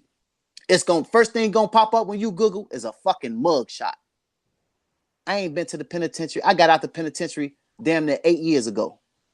My case happened in 1993, 94. Why the hell is my mugshot still popping up? Right. Why? Right. For what reason? So people can continue to forever hold me back. You go to these jobs, it clearly says on the application, have you ever been convicted of a felony in the past 7 years? My answer is no. You say to me, I lied on my application. How? It clearly states, have you been convicted of a felony in the past 7 years? I didn't lie to you. That's the truth. But as soon as you Google my name, it pops up my rap sheet. And when you go on my rap sheet, you're not going to see no extensive in and out the penitentiary, case after case. You're going to see 2 things, period. 1 drug case, 1 murder case. Does that make me a bad person? Hell no, I made a mistake when I was young. And if you want to know the truth about my murder, I killed the person that killed my brother, period. Period. Would I do it again for my family? I probably would. Who's to say what they would do when they put in them situations? But I say all that to say everything is designed to hold us back, man. And when I say us, I'm not just talking about black men, Latin men, or white men. I'm saying those who've been in the streets. It's designed that way. It's an ultimate plan by the powers that be. We living in a world. If y'all, the older people, you can remember it used to be a high class, middle class, low class. It ain't no more, ain't no middle, nothing no more. Right. It's the haves and the have-nots. Yeah. The low and the low and the high. Period. Ain't no more middle. It's either you got it or you don't. Yeah. And why is it like that though? Pay attention. Signs and symbols for the conscious mind. And right now, y'all being conscious by just listening to my story. Listening to Brother Marco every time he come on his news, you know what I'm saying, chat site, you being conscious, you being awakened to the fact that some things maybe you knew, some things maybe you don't. But we got to pay attention. It's got to start somewhere. And like I said, these young brothers and sisters, quick thing, the first thing they say is, how you going to tell me about something you ain't never endured? Well, I endured it. And it don't get no better. It's not going to change. Things is going to be forever like this until we make a change. These are our streets. And when I say these are our streets, this is where our mothers and fathers walk to go to the grocery stores. Our kids got to go to the playground. It ain't even, I mean, when you can let your kid, mama, can I go outside? Stay your ass in front of this house. Knowing you ain't going to stay in front of the house, you up and down the block, but they didn't have to worry. Yeah, they going to come out and check, peek, make sure you good. When's the last time you seen a block club party in the city of Chicago? You're not. And the kids You're can't not even gonna go and play in the playgrounds in Chicago nowadays because the playgrounds being shot up. start up Literally. all that. We got to wake up as a people. Again, I can't say it enough. Yeah, everybody got to look. What's the word? I don't want to say, everybody got to look prejudice in them. They want better for their own. You know what I mean? But it's not just a black and white thing no more. It's no more, the white people this, the white people that. Man, that shit's so dead and old. Anybody that still say that, they stupid. Right. They stupid. Because it's white people out here that's worse off than we is. Now it's a problem of the haves and have-nots. Like for real, for real. Yeah, you're absolutely right, brother. Man, I'm telling you, man. Hey, let me just say this real quick. And like I said, brother, man, we appreciate you coming up here, spending your time. But family, let me ask y'all this. Would we like to? Is Tori a brother that we'd like to, drop in from time to time and more, often to chop it up with us? Because this is what we aiming, especially for the men. We need and we always on that. We need the men to just stand up more. We need brothers like him. We got good brothers like Robert Champion, and with brothers like us, we just need.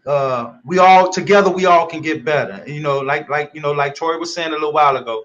It's not about putting the blame on nobody else, but when we all stand up together as men, how can we, be stopped? Especially when we move in like real righteousness. I'm talking about for real. Yeah, you're getting a good response. Yeah, Tori. Yeah, man. The people would love to see you come back, brother, man. A lot. I ain't gonna lie to you. I was just gonna say periodically, man. We want to see you come back every day if you could, man, and chop it up with us, man, because we getting a good vibe from you, man. And I already knew, the people was gonna get a good vibe because I know you, and right now is an introduction to you, and man, we just appreciate your realness. You coming Man, out and just being real about it, man. I We love thank you for you. that. I thank you for having me, bro.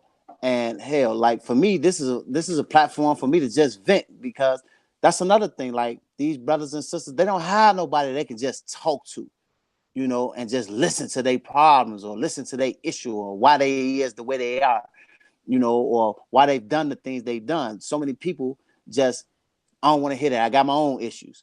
But if people had the opportunity to just vent and get it off their chest, it helps. It helps me. Like this is helping me. This is therapy for me, to just get it off my chest instead of walking around with a chip on my shoulder, holding all this stuff in, So I'm grateful. If I help someone, man, that's even better. If I didn't, it was just a message to those who don't know, who are blind to the fact about a lot of things, excuse me, that go on in my mind, in my situation, in my life, period. Because it's people hearing me tell my story, it gives them the courage to stand up and say, hey, you know what? I'm not a righteous brother. I've made my mistakes. I'm still making mistakes. How can I change these mistakes? Same with my sisters. Like I said, I'm not perfect. I'm one of those dudes. I done referred to females as bitches and hoes and, downgraded my sisters, so on and so forth. But I'm realizing the error in my ways. Show me a person that's perfect, and I'll tell you it's a lie.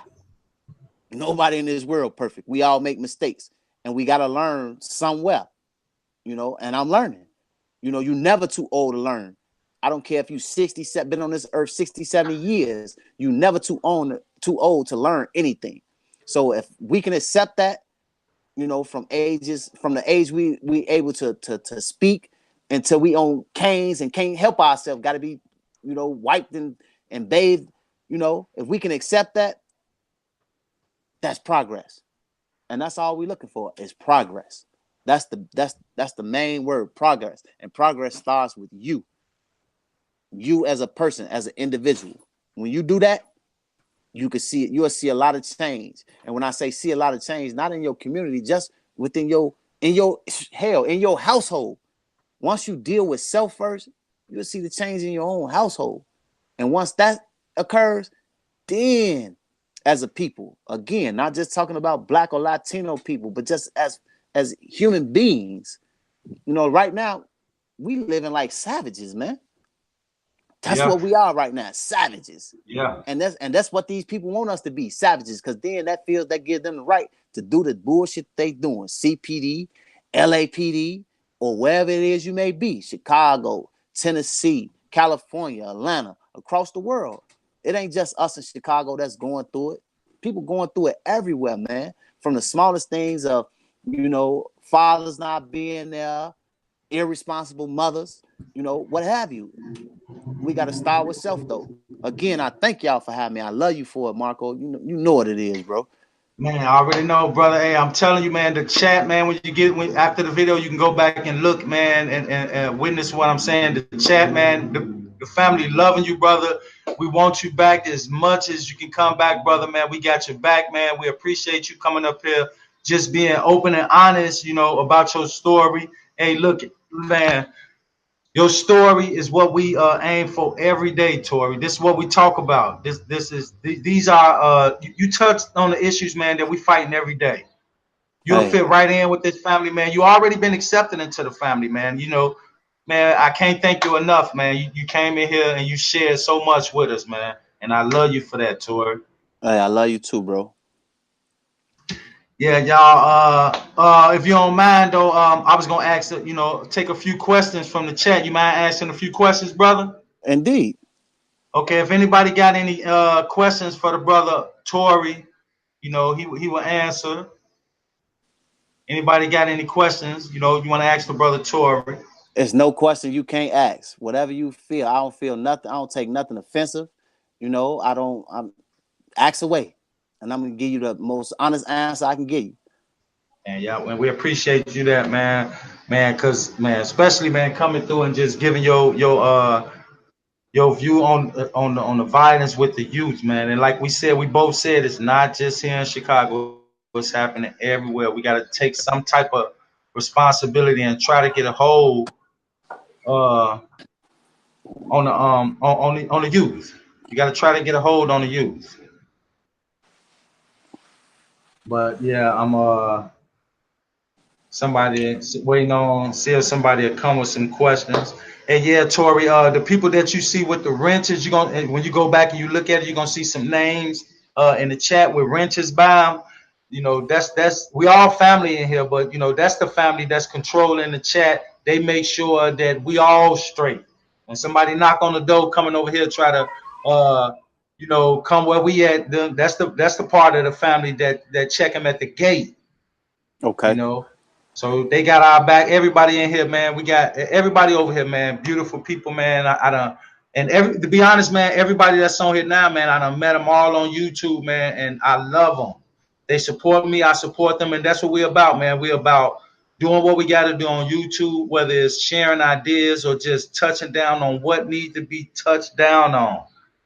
And you came right in, brother. You fit in this family, not just our family over here. You fit the YouTube family now, the whole YouTube community, because that's what we need, man. We need, like I said, man, brothers like me, you, Robert Champion, man, and a few more brothers, you know, that may be in the chat. And excuse me if I was, you know, call out your name, but man, we got to stand up somewhere. Got to start, just like you said, man. Got to start within. Indeed. So hold on, let me see if it say no somebody the sister Miss Red, Queen Miss Red said, do you have a YouTube channel?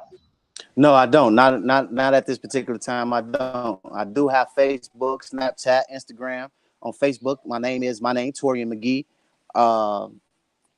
And I haven't started, like I say, the brother just brought this to me. I feel this is an opportunity to get my story out there. So I'm gonna start speaking more on these things because I'm happy to see that people want to know what's going on. But you can follow me on Snapchat. You know, it's King Me 2414. Again, that's King Me 2414. I'm here. I'm here. On Instagram, it's my name. But you better believe, brother, we will assist you on getting set up to come on here on YouTube, man, because that story, we need it. Now, Tori, one of the sisters, a queen. This is the queen. This is the mama of the entire family over here. You believe me? You'll get to know her. Her name is Mama Justice. Okay. She the queen of us. Everything. She hold us all together. She the glue to keep us all together and in check, might I add, over here. But Indeed. her question is the skills that you have. Did you get them inside? Yes, I did. Okay. Yeah, can you hear Yes, I Mommy? did. He said, yeah, yes, he did, Mama. I took it upon myself to learn as much as I can. I didn't want to come home the same person I was when I left. True that, true indeed. I've always said, about people that go to prison. Some people say, yeah, that person, he or she, they went to prison and came out the same. No one can come out the same. There's only two things that can happen when you go to prison. Either For you're going to real. come out a better man or a woman, or you're going to come out worse than you was when you went in. Nothing stays Period. the same. So that's the Period. only thing going to happen. Because you got to remember where you at. You surrounded by criminals. They did something to get there. And it's all about who you latch on to while you in prison. Either you're going to latch on to the people that want better for themselves, or you're going to latch on to the people that going to show you how to become a better criminal. It's one way or the other. So you're going to either be worse or you're going to be better. I chose to latch on to the people that wanted something out of life, that didn't want to be there. Like I said, according to statistics, I should have been back in the penitentiary 3-4 times now. February, 25th, 2011 was my release date. I have blessed to not step foot back in the penitentiary since. And I'm not. I'm not. True indeed. True indeed.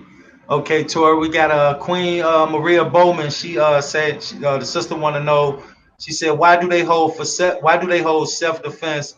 Hold on, let me, the chat moving a little bit. She said, why do they hold self defense, but they say we have no rights to defend ourselves? Wait, say that again. Why do they say what? Yeah, she said, why do they even have self defenses, like self defenses laws or whatever? But at the same time, they say we have no right to defend ourselves. And that's the day old question everybody want to know. It says in the laws, in the Constitution, that we have the right to defend ourselves. But when we do, it's met with, prison sentences or, ridicule, criticism. So which one is it? Either we do or we don't. Or is it because where we live, what's our area code, or even some cases, the color of our skin? True that. Mama Justice add in there. She said, did they even give you the opportunity to gain more than one skill while you was in prison? Give me the opportunity to do what? You broke up. She said, did they even give you the opportunity to gain more than one skill while you were in prison? Yes, they did. And unfortunately, now the penitentiary, they done took all the trade schools away. It used to be where you can get a bachelor's degree in prison. You can no longer do that. Slowly but surely, they taking away all the colleges, the college education away from in prison. All you're able to do when you're in prison is get a GED. Why would you do that if you want people to come out better than what they were? Right. Again, it's all about money. They want the recidivism rate to keep going up because they getting close to 50, 55 grand a year. And that's to clothe and feed us. And you're not even clothing us in these penitentiaries. You're not giving us no real clothes. You're giving us clothes made by the inmates. Right. That's the crazy part. They're giving us clothes made by the inmates. So you're not spending no money. You got inmates working in basically sweatshops. Everything that you wear, eat, sleep is made in the prisons. So what is y'all spending the money on? Where's the money going to? True that. Right back to them. We're not eating steak and lobster and none of this stuff in prison. We eating soy meat, soy milk. Everything is soy. And that's not good for you in high quantities. Right. So hey, what are you spending the money on? Hey, Tori, Queen Pretty Apple, another sister in the chat, she asked a question. Do you have lifetime nightmares from when you was in the joint? I'm not gonna say lifetime nightmares, but it ain't even nightmares. Sometimes I can hear. Okay, so like in prison, and Marco, you can attest to this, or any of the brothers or sisters that's been in prison, when it suddenly gets quiet, that means something about to happen. Yeah. So if I'm out sitting on my porch and all of a sudden it get quiet, I get to looking around because I'm waiting for something to happen, you know. Or like sometimes I could be sitting down, just watching television or whatever, and I unconsciously look at my watch on my phone or whatever to see what time it is, because I'm saying to myself, damn, it's about to be lockup time. Lights out. Unconsciously. I just unconsciously do it. You know, people think I tell people I suffer from PTSD. And if anybody know what that means, that's post-traumatic syndrome. People and then, and you know what, someone in your situation would, go have that post-traumatic syndrome. How many years you did, Tori? 17 and a half. He almost 20 years, y'all. He did 17 and a half years. That's a long time. How can you tell me I don't qualify for PTSD? I never went to, try to get no SSI check or none of that type of stuff. It was just something I wanted to know. And the people told me, how can you suffer from post-traumatic syndrome? You've never been to the armed forces. What? Are you serious? Are you serious right now? Like, how can you tell me that I don't suffer from that? There's no way. That's long-lasting effects. That was a whole world inside the world. That's a whole lifetime that I spent in the penitentiary. You think I don't have, I ain't gonna say nightmares, but dreams and so on and so forth? So yeah, that's what it is. The brother, this is the brother Robert Champion. We all kings over here. I ain't got to tell you that, but one of the brothers that you'll get familiar with soon. As time go on real soon. He asked, is it really hard for you to get work when you came home? Was it hard for you to get? Was it hard for you to get a gig? Yes, that's what I'm suffering from right now. It's very hard, because although I have the skills and the education, when they get to the part about me, have you ever been convicted of a felony? They supposed to not even ask that anymore. But when it gets to that part and I check yes, they turn their back on me, even though I'm the best person for the job. And you're absolutely right, Mama Justice. Being in prison is a world inside of a different world, because you cut off from what you. That's one of the punishing segments of it. You cut off from what you are normally used to every day. Everything that you cut off from the people you love, the things that you love to do, and your comfortability. So you are cut out of that world, and you're now entering in a whole new world inside of the world that you used to. And to answer another quick question you had, Mama Justice, yes, all the prisons in Illinois is privatized. You got even most of these politicians have stock in the prison. Obama invested in just about every penitentiary in Illinois. All of them do this. This is a way this is a part of their slave camps. This is a way they slave us and make money off of it. This is how they do it. Mama Justice asks, is you still on paper, Tori? Nope, I got off papers in 2013. Yeah. Thank God for that. Yeah, that's another way they just try to hold us back. That's Yeah, but and you're right.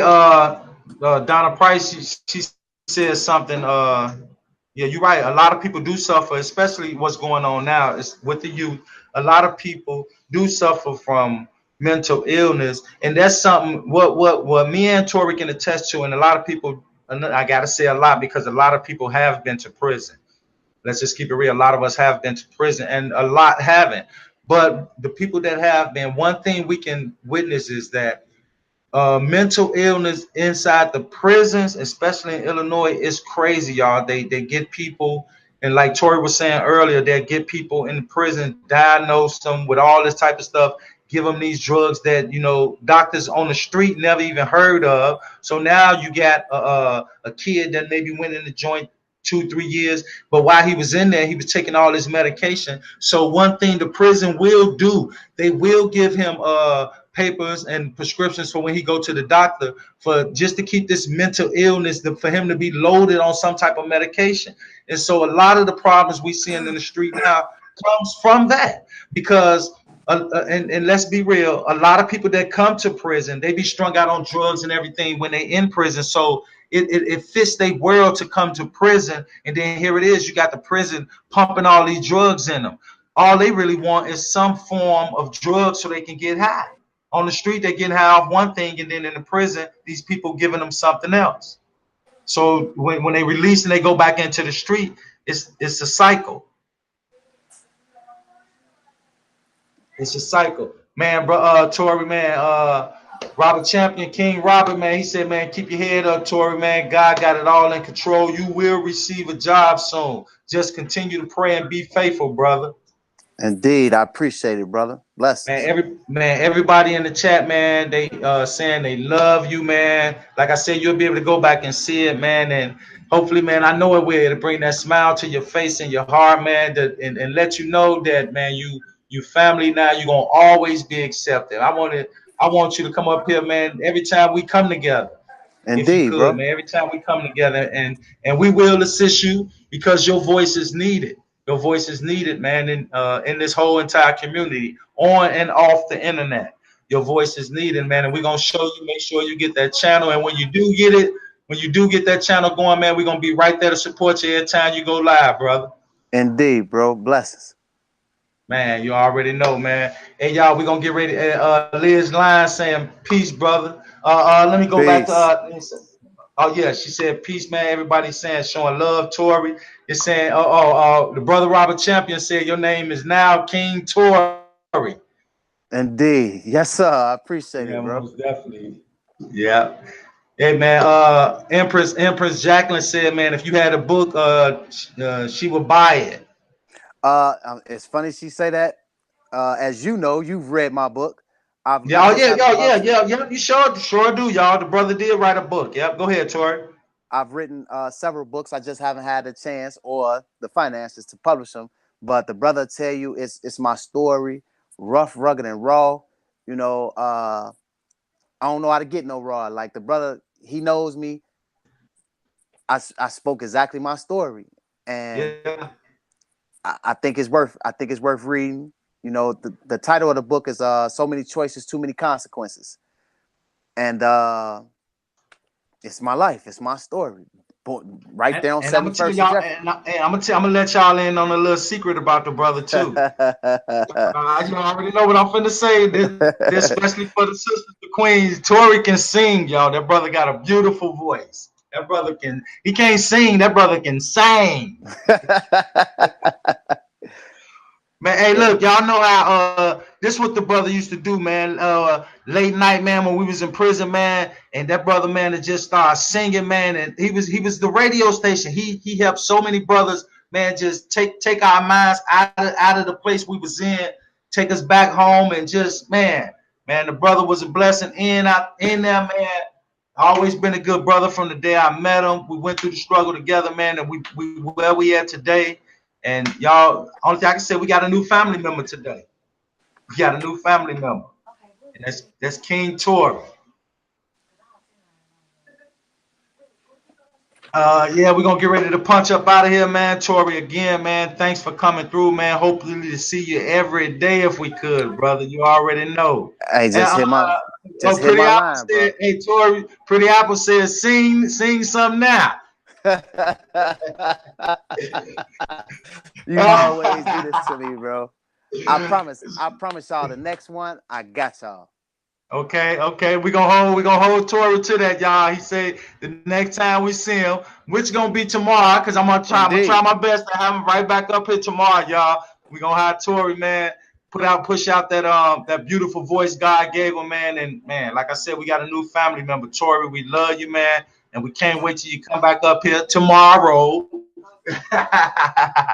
Yeah, man. Indeed. Hey, but man, real talk to brother, man. Man, appreciate you coming up here, man, telling us what you told us, man. We're gonna take it. And I know you here for the youth, man. You've been you. I ain't got no bad things to say about you, man. I appreciate you one more time, Tory, and I love you, man. The chat feel the same way. And we looking forward, they looking forward, we all looking forward to see and hearing you again, my brother. Indeed, bro. I love you too, bro. And I thank everybody. And man, hey, see y'all tomorrow. All right, y'all. Hey, I'm gonna get ready to punch up out here. Y'all already know how we close out every time, man. Sisters, y'all already know. Keep that security tight. Don't trust nothing. Make sure y'all aware of y'all surroundings, brothers. Y'all already know. Let's continue to hold it down. I'm out. One love.